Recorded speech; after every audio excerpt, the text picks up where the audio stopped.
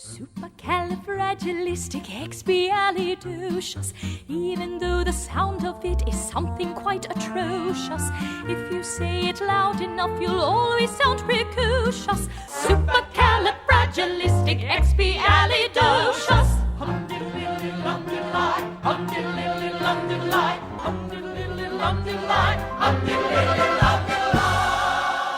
I love the stories and I grew up on them.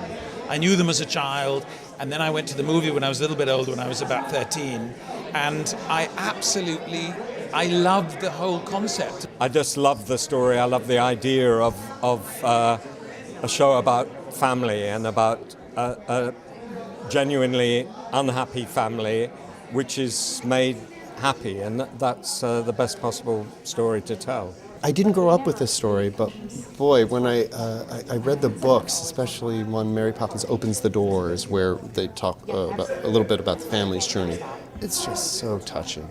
And, you know, I love being a dad, but there are times when I lose my way as a dad, and it's easy to plug into George's missteps.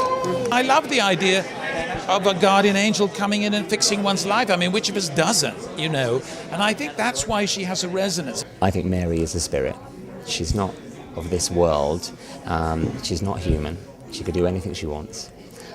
She's always right. The character of Mary is very interesting. She's sort of a combination of all these different mythological figures who have superhuman powers and who have magical powers. I think because she's so mysterious, and I think there's something unknowing and magical about her that, everybody wishes. Every family goes through a hard time, and how amazing would it be for a magical nanny to come fix everything, and make the family get back together like they used to be. I like the fact that she's such an enigma. You don't really know where she comes from. You don't really know where she goes to. And we've had long discussions about this with Richard Eyre as to whether she's a witch, whether she's a fairy, whether she's a god, a spirit, what she is. Chim chimney, chim chimney, chim chimchery. A sweep is as lucky can be. Chim chimney, chim chimney, chim chimcheroo. Good luck will rub off when he shakes hands with you. Or blow me a kiss. But and that's lucky too. It's seamless. You don't feel somebody else wrote something else. It all sort of feels like it goes together beautifully. And I was thrilled with the way they treated our songs. I mean, they worked out very, very well. I think that the songs are so brilliant to start with that it raises the bar. It raises the bar unbelievably high in terms of what we were trying to do to match them. It feels as though they've created new songs, which actually some people find very hard to remember which are the old songs and which are the new songs. They're material that people already love, and you have to be very careful what you do with that material because it's beloved by many people who come to see it.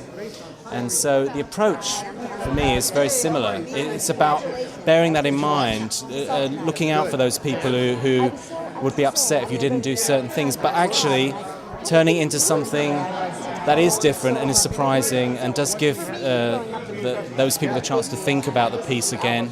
And the story is infectious because of the children, and there's something for everybody. And our production, I think, is infectious because of the dance and the family storyline that comes intermittently throughout the show. That gives it a human, a real human quality. It's unbelievable. It's truly breathtaking every night that we get the response we do in the bows and stuff, and it's really rewarding for us to know that these past 2.5 hours have been so meaningful to these people, because that's a goal of any musical. And, and they're just having such a good time, and it's refreshing and amazing. Because we've worked so hard, so it's good that it's coming across as it is. For anyone on stage to have that in the bows or at the end of big numbers, to have that roar from the crowd is why we do it. Primarily we're there to show off. And so when you get something back, it's just why we're doing it.